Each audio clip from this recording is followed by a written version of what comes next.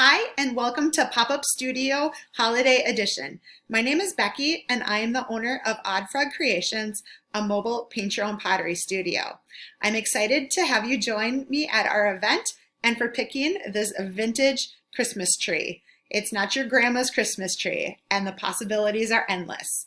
So today I'm going to give you some tips and tricks so you can create your own tree. So when you come, you're going to check in with me. And you can have your Eventbrite ticket printed off on your phone or simply give me your name and I'll check you in. I have a tree saved for you and your name will be on a little place card in front of it. So this will be your tree and then your base to paint.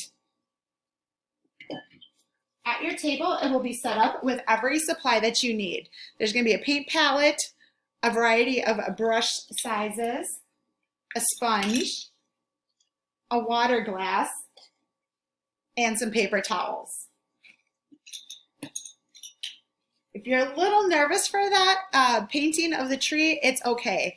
I have created a step-by-step guide for you to create the green Christmas tree, and it tells you exactly how many coats, what color of glazes to put on there, so it will turn out like this.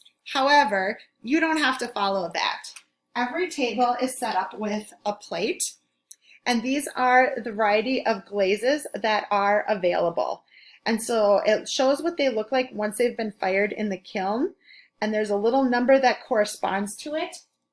And so then the glaze bottles also have that number on top of them. So you'll be able to see what the glaze will look like once it's been fired. So on your tree, I recommend about 2 or 3 good coats be on there.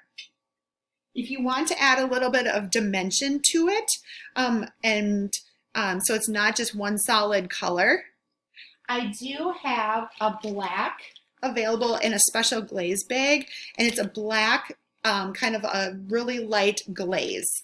And so you can give your coat your tree one good coat of that black, and it will kind of add some dimension to whatever color you decide to put over the top of your tree. The base, you can pick any color that you want to do your base as well, and you can paint the whole entire tree.